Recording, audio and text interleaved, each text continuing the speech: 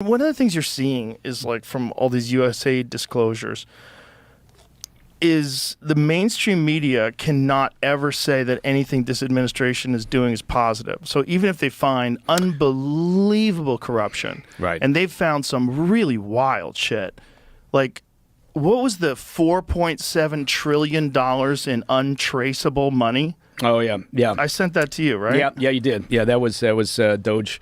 Was digging through the, essentially the way that money is audited within the government, and they look at the data sets and how things are divided and how you have to explain what's going on.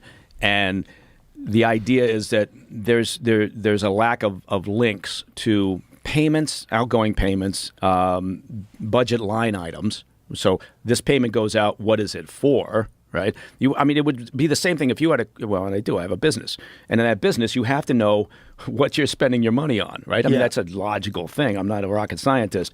But what they're saying is that there you go. Yeah, here it is. So it's a Treasury Access Symbol, TAS, is an identification code linking Treasury payment to a budget line item, standard financial process. In the federal government, the TAS field was optional for $4.7 trillion in payments and was often left blank, making traceability almost impossible. As of Saturday, this is now a required field, increasing insight into where money is actually going. It would be like U.S. Treasury for the great work. It would be like if I got my monthly reports, my monthly numbers from our finance director, and I looked at it, and there's the outgoing line, so I can see how much money's going out. But there's nothing that links it to where did it go? Did it go to pay a vendor? Did it go to pay rent? Did it go to pay staff? Who bought a jet? Yeah, who bought a jet? Yeah. By the way, when a company buys a jet, that's a key fraud indicator. If a company buys a jet, if a company companies? Not all companies. UFC bought not a jet. all companies. Let me just make a note of that. UFC jet. No, it's what I mean is obviously it's not like if it's Nike or an established large business. But you're making so much money you can buy a jet. Right. If you've got a business that in a space and it's a growing business or it's a new business or a startup, whatever. A purchase of a jet usually is a fraud indicator on the list of all the fraud indicators. Means you cashed in your meme coin. Yeah. I'm not cashing mine. Have you thought about a Mike Baker meme coin yet? You know what? It's funny you should say that. It seems like it's legal gambling is what it is. And it seems like even though it's horrible to do and very unethical to dump it, to pump and dump it, it seems like that's legal for some weird reason. Yeah. Because I know that's the turmoil around the Haktua coin, and that's the fear about the Trump coin. Yeah. And I think, didn't the president of Argentina do a pump and dump as well, allegedly? Well, allegedly, what did he do? What did he do, Jamie? That is getting way messy this week. I wasn't even going to speculate. There's all sorts of shit going on with that. What do you think's happening? CoffeeZilla had a video come out, of course, late last night. He's the guy you do not want investigating your shit coin. Yeah, some guys admitting to stuff that I didn't sound.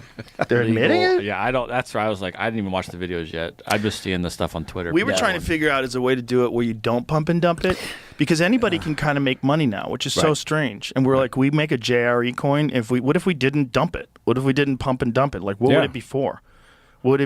How can you just do that? The regulations have not caught up yet, right? So you see that any new emerging business, industry, technology, I think there are people who look and go, oh, there's an opportunity here because regulatory policy hasn't caught up, right? And so people get fucking crazy greedy.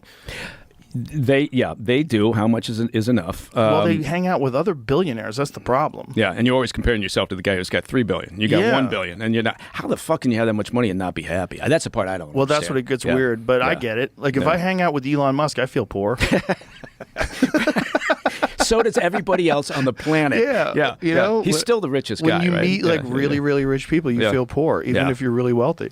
Well, that's the funny thing with him. I always think, like right now, the past couple of weeks in particular, it seems like people are just losing their shit and dropping onto the fainting couch over the idea that he's accessing your private information, right? What's he going to do? He's accessing your private information. And you think, okay, well, first of all, I don't think the guy is looking to scam you out of $500, right? Right, but the argument's good. Like, he shouldn't be able to scan your information. But Also, is there any evidence that he's doing that? And here's the other question: who else has access to this? Well, it turns Just about every company. Turns out out a lot of people have access to this. Even students that are interns who work in the department have access to this. Yeah, I think what they're doing is they're making an argument, and it's a good one, right? If you have if he was evil, if you do have this evil billionaire who wants to control the world and has access to everyone's credit card and just steals all your money or does whatever. Didn't that used to be Jeff Bezos?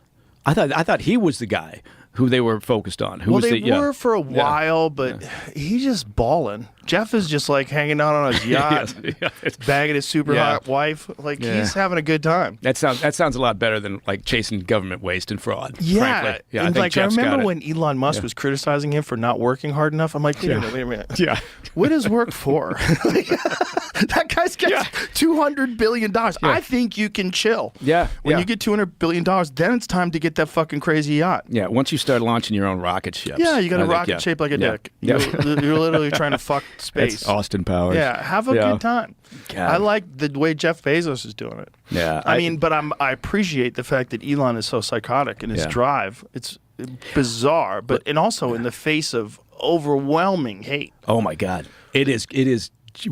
I mean, part of me finds it very entertaining. Part of me just looks at it and goes, "All you got to." I mean, I think what they're having a problem with is two things: is the messaging and the means of doing this. Right? Everybody, you would think, would agree that you're going to go through government spending with a fine-tooth comb. You're going to find the waste and abuse and fraud. Fantastic, right? Well, this Everybody is gets one on of the board things that Clinton ran on, right? And implemented during his first term. Actually implemented, There were very effectively, by the way, and it was a huge boon to our economy. Yeah, but again, the messaging was different. But it's also the means were different. The Democrats were different. That was a different kind of a Democrat. Yeah. That was the kind of Democrat I would vote for right now. Yeah. I'd vote for Bill Clinton, despite all the blowjobs and all the crazy shit. Well, but you weren't involved in that, so I think that they all did that. I think you get two types of people who want to be president: pussy hounds and warmongers. I prefer pussy hounds. Well, but you could be both. Yes, you could be Genghis Khan. Yeah. You could use both. Good use of the pronunciation, Genghis.